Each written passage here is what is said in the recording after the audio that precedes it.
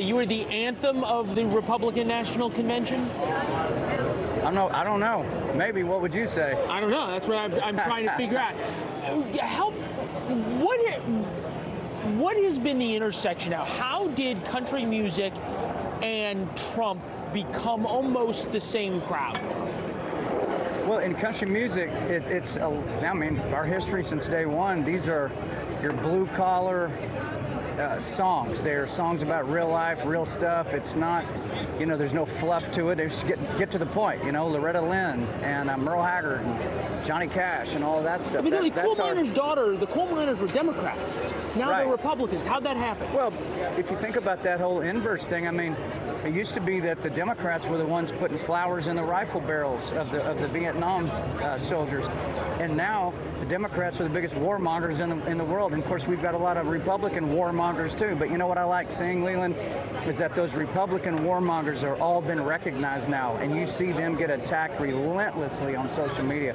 Republicans, conservatives do not want war. I think that's one thing about Donald Trump, is that he's the only president in decades that no wars were started under him. Matter of fact, he caused peace to happen, which was the opposite of what they said. They said, if you put that crazy guy in there, he's going to start World War III. Where are we at right now? Is the cultural phenomenon that you're describing, is that because of Trump's policies or because of Trump's style? How much of this is about Donald Trump? How much of this is about a cultural divide in America? I describe Donald Trump, and remember, I've known him a long time, from Celebrity Apprentice days. I describe him as a blue-collar billionaire.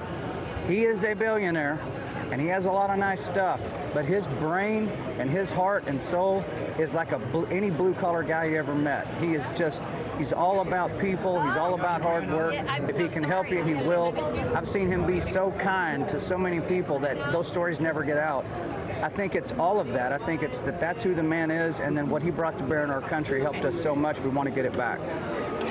Understand the political part, understand your support of Donald Trump, but there's something in the water, if you will, in America where country music is experiencing a resurgence almost irrespective of politics. And we're seeing a lot of folks here that it's not nearly as much about politics as it is about culture.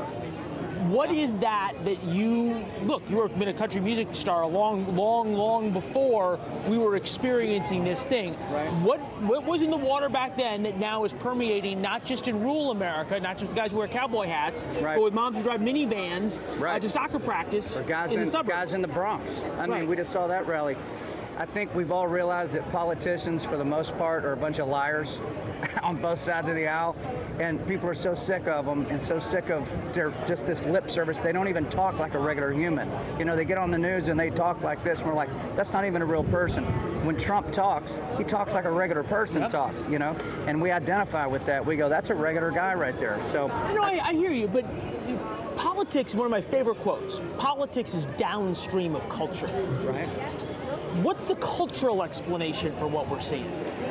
Well, the cultural explanation, what's been going on is for 4, 5, 6, maybe even 10 years is just this acceleration of liberal things coming out, and to the point where now they're in your school building, they're coming after your kids, they're everywhere all the time. And I think even people on the left have had enough of that. I think even they're sick of it. It's like the Frankenstein that they built has now turned on them. And so they're shedding it left and right. I just saw where Microsoft is starting to pull back some of their DEI programs. Microsoft, come on.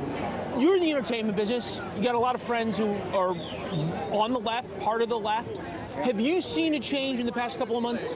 Yeah, when that debate hit, if you want to call it that, my phone starts ringing, and it's this huge comedian. I will not tell you his name, but I'm talking big. And he called me. Jerry Seinfeld. Yeah, it wasn't Jerry, but he called me. He says, "Are you watching this?" I said, "Oh yeah, I'm watching it." He goes, "I didn't know he was that bad. How did I not know he was this bad?" I go, "Brother, we've all known he was that bad. It's because you watch propaganda 24/7. They lied to you." He goes, "What else are they lying to me about?" I went, "Bingo.